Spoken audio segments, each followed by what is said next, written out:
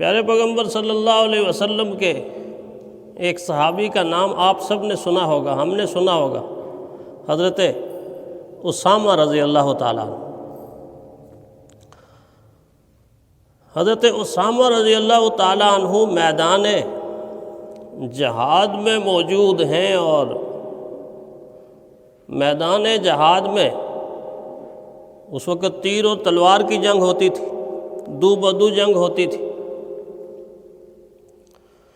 دوران جنگ انہوں نے ایک غیر مسلم پر، اللہ کے نہ ماننے والے پر تلوار یوں اٹھائی، ایسے تلوار اٹھائی، اور تلوار اٹھانے کے بعد وہ غیر مسلم جس کی گردن، جس کا بدن اس تلوار کے بالکل زد میں تھا، یہ آئی اور جیسے بس لمحوں کے اندر اس نے کٹ جانا تھا۔ حضرت اسامہ نے جب تلوار بلند کی، ایسے اوپر بلند کی، تو ادھر سے اس غیر مسلم کی زبان سے یہ جملہ نکلا، پاکیزہ کلمہ نکلا، لا الہ الا اللہ محمد الرسول اللہ صلی اللہ علیہ وسلم۔ بس یہ کلمہ اس کی زبان سے نکلا، اس نے اونچی آواز سے، بلند آواز سے پڑھا، لیکن حضرت اسامہ رضی اللہ تعالیٰ عنہ نے اسی طرح اٹھی ہوئی تلوار کو وار کر کے اس کا سر تن سے جدا کر دیا، سر تن سے جدا کر دیا۔ جنگ کے ختم ہونے کے بعد صحابہ کرام رضوان اللہ تعالی علیہم اجمعین نے یہ بات پیارے پیغمبر صلی اللہ علیہ وسلم تک پہنچا دی کہ اللہ کے نبی یہ منظر ہوا ہے، یہ واقعہ رونما ہوا۔ رحمت کائنات صلی اللہ علیہ وسلم نے حضرت اسامہ کو بلایا، اور جب حضرت اسامہ رضی اللہ تعالیٰ عنہ کو بلایا تو اس وقت حضور صلی اللہ علیہ وسلم کا چہرہ انور سرخ ہو چکا تھا۔ محسوس ہو رہا تھا کہ پیارے پیغمبر صلی اللہ علیہ وسلم کے چہرہ انور پر غصے کے آثار ہیں۔ اور حضرت اسامہ جب خدمت میں حاضر ہوئے تو حضور صلی اللہ علیہ وسلم نے پوچھا کہ کیا واقعہ ہوا؟ ہو بہو یہ واقعہ حضور صلی اللہ علیہ وسلم سے عرض کر دیا۔ اللہ کے نبی نے فرمایا، آپ نے ایسا کیوں کیا؟ آپ نے ایسا کیوں کیا؟ حضرت اسامہ رضی اللہ تعالی عنہ نے جو وجہ بیان کی وہ بھی معقول وجہ تھی، عام وجہ نہیں تھی۔ فرمایا، اللہ کے رسول میری تلوار اٹھ چکی تھی، مجھے اپنی تلوار پر پورا قابو تھا، اور نہ صرف یہ کہ تلوار پر قابو تھا بلکہ دشمن میرے ہاتھ میں، میرے کنٹرول میں تھا۔ اس کو یقین تھا کہ اب اس تلوار سے میں بچ نہیں سکتا۔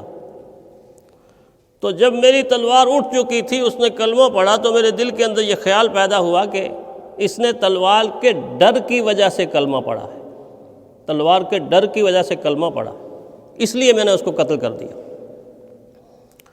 حضور صلی اللہ علیہ وسلم نے دو جملے فرمائے۔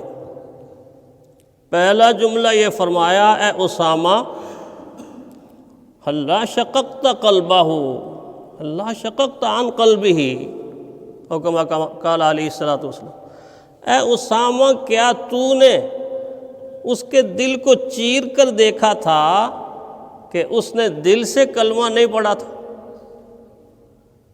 یہ جملہ پیارے پیغمبر صلی اللہ علیہ وسلم نے بار بار ریپیٹ کیا، بار بار ریپیٹ کیا، اے اسامہ، کیا تو نے اس کے دل کو چیر کر دیکھا تھا کہ اس نے دل کے اندر سے کلمہ نہیں پڑھا؟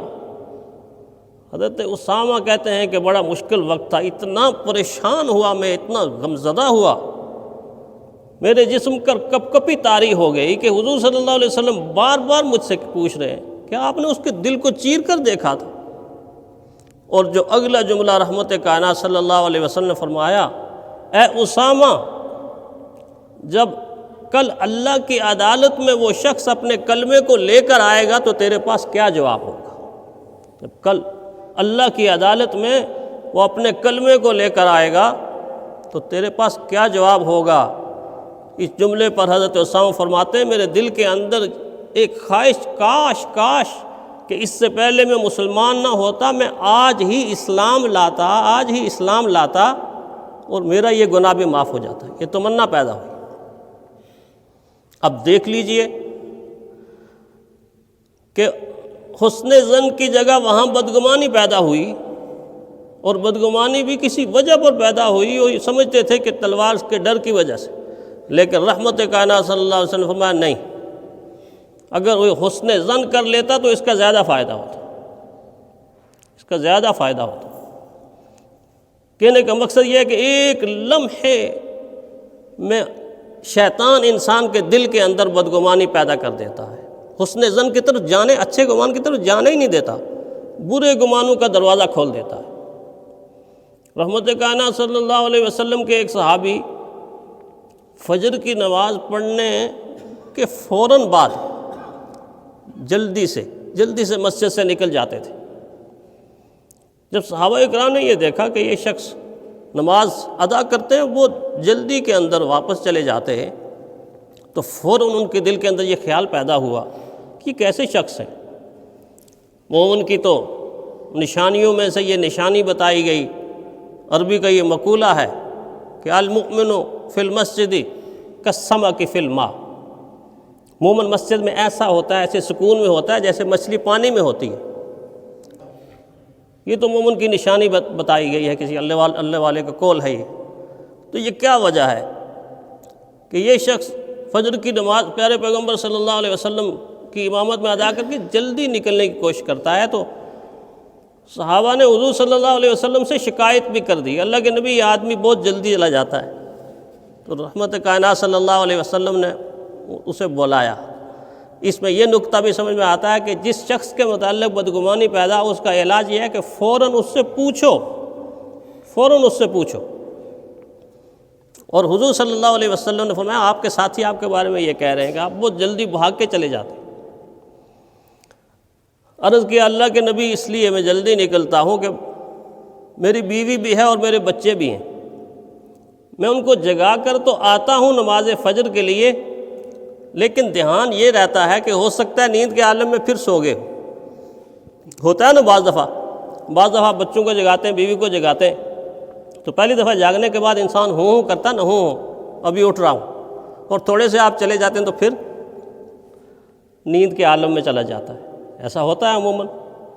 تو فرمایا بیوی بچوں کو جگا کے تو آتا ہوں، لیکن خطرہ اور خدشہ یہ رہتا ہے کہ کہیں دوبارہ سو نہ گئے ہوں، اور اگر میں دیر سے جاؤں گا تو ان کی نماز قضا ہو جائے گی، میں ان کو نماز کے لیے جگانے گا۔ اب دیکھ لی ظاہری طور پہ واقعہ کیا بنتا ہے، اس کے پیچھے چھپی ہوئی حقیقت کیا ہے۔ ظاہری طور پہ بدگمانی پیدا ہو گئی، لیکن جب پوچھا تو پتہ چلا کہ نہیں، ایسا نہیں، بلکہ یہ تو عبادت کی نظر سے یہاں سے اپنے گھر کی طرف منتقل ہوتا ہے۔ پرانے علماء میں سے ایک بہت بڑے عالم مولانا جامی رحمہ اللہ، بڑے علماء میں ان کا شمار ہوتا ہے۔ دینی علوم سے جب فارغ ہوئے تو ایک خیال پیدا ہوا کہ کسی اللہ والے کی صحبت اختیار کر لو، نیک آدمی کی صحبت اختیار کر لو، جو علم میں نے پڑھا ہے وہ علم راسخ ہو جائے، پختہ ہو جائے۔ اس زمانے کے اندر پیدل سفر کرتے تھے لوگ، اس طرح کی سواریاں نہیں تھیں۔ کئی مہینوں کا سفر کر کے ایک بہت بڑے عالم مولانا عبید اللہ احرار رحمہ اللہ، اس زمانے کے بہت بڑے عالم اور اللہ والے تھے، ان کے پاس گئے کہ میں جا کے ان کے ہاتھ میں ہاتھ دوں گا، گناہوں سے توبہ کروں گا اور صحبت اختیار کروں گا اللہ والوں۔ جب وہاں پہنچے تو کیا دیکھتے ہیں کہ ان کی طرز زندگی ایک شاہانہ زندگی نظر آئی، نوکر چاکر، کھانے پک رہے ہیں، تقسیم ہو رہے ہیں، اور دولت کے انبار لگے ہوئے ہیں۔ تو بس دل کے اندر ایک بدگمانی پیدا ہوئی کہ اللہ والے تو اس طرح کے نہیں ہوتے۔ ان کے قریب گئے، ایسے بیٹھے ہوئے تھے، تو سامنے جا کر بیٹھے، اور بیٹھنے کے بعد فارسی کا ایک جملہ انہوں نے اپنی زبان سے ادا کیا۔ اس کا مفہوم یہ ہے کہ جو اللہ کا دوست ہو وہ دنیا کا دوست نہیں ہو سکتا، جو اللہ کا دوست ہو وہ دنیا کا دوست نہیں ہو سکتا۔ یہ جملہ کہہ کے بس اٹھ کے آگے کہ کہاں صحبت اختیار کروں۔ اٹھ کے آنے کے بعد راستہ لمبا تھا، پیدل چلتے رہے، راستے میں کسی مسجد میں پناہ لی، سوئے تو سونے کے بعد ایک خواب آیا، اور خواب میں کیا دیکھتے ہیں کہ میدان محشر قائم ہے اور ہر آدمی اپنا حساب و کتاب دے رہا ہے۔ ان کی باری آئی، ان کا حساب و کتاب ہوا تو ایک نیکی کم ہو گئی، تو فرشتے ان کو یہ کہہ رہے ہیں کہ آپ کی ایک نیکی کم ہے، اتنی سزا دوزخ میں بھگتو گے تو تب جنت میں جاؤ۔ اسی پریشانی کے عالم میں کبھی ادھر جا رہے ہیں خواب میں، کبھی ادھر جا رہے ہیں، کسی سے مانگ رہے ہیں، وہ عالم ہی ایسا ہوگا، کوئی ان کو نیکی دینے کے لیے تیار نہیں۔ اچانک انہوں نے یوں نظر اٹھا کے دیکھا تو ایک کونے کے اندر مولانا عبید اللہ احرار بیٹھے ہیں، بڑی شان کے ساتھ، بڑی عظمت کے ساتھ، اور ان کے سامنے بہت بڑے انبار لگے ہوئے، کہیں گندم کا ڈھیر ہے، کہیں اناج ہے، کہیں رزق ہے۔ تو وہ ان کو دیکھ کے مسکرا رہے ہیں، تو یہ ان کے پاس چلے گئے، انہوں نے پوچھا کیا ہوا؟ تو کہنے لگے کہ حضرت ایک نیکی کم ہو گئی ہے، مجھے کوئی نیکی نہیں دے رہا۔ تو مولانا عبید اللہ احرار خواب میں ان کو کہہ رہے ہیں یہ دیکھیں نا، یہ ڈھیر لگے ہوئے ہیں، ان میں سے ایک نیکی لے لو۔ بس یہ کہا اور اس کی آنکھ کھل گئی۔ جب آنکھ کھلی تو اس وقت اندر سے آواز آئی، تو بدگمانی کا شکار ہو گیا ہے، تو بدگمانی کا شکار ہو گیا ہے، جو کچھ تو نے دیکھا ہے حقیقت کی آنکھ سے تو نے نہیں دیکھا۔ وہیں سے واپس گئے، اور واپس جا کر مولانا عبید اللہ احرار رحمہ اللہ کہتے ہیں مجھے اپنے پاس بٹھا لیں، اپنی صحبت مجھے نصیب کر دیں۔ تو وہ مسکرا کر کہنے لگے وہ جو میرے سامنے تو بیٹھا تھا تو تو نے ایک جملہ کہا تھا اور جملہ کہہ کے واپس چلا گیا تھا، وہ جملہ دوبارہ کہو تو پھر اپنی صحبت تجھے دوں گا۔ اب شرم کے مارے وہ کہہ نہیں رہے، کہتے ہیں حضرت جانے دیں، حضرت نے فرمایا نہیں جانے دیں، نہیں وہ کہو۔ تو مجبوراً وہ جملہ کہا کہ وہ اللہ کا دوست نہیں ہو سکتا کوئی جو دنیا کو اپنا دوست بنا لے۔ جب یہ بات یہاں تک انہوں نے کی تو آگے سے حضرت نے فرمایا ہاں وہ اللہ کا دوست ہو سکتا ہے جو اللہ کی خاطر دنیا کو اپنا دوست بنا لے۔ یہ جتنا بھی اناج اور یہ دولت تمہیں نظر آتی ہے یہ مخلوق خدا کے لیے ہے، یہ اللہ کی مخلوق کے لیے ہے۔ ہاں وہ اللہ کا دوست ہو سکتا ہے کہ جو اللہ کی خاطر دنیا کو اپنا دوست بنا لے۔ اب دیکھ لیجئے ظاہر میں بدگمانی پیدا ہوئی اور ایک بہت بڑے فیض سے محروم ہو کے آگے، لیکن اللہ نے حقیقت کو کھول دیا۔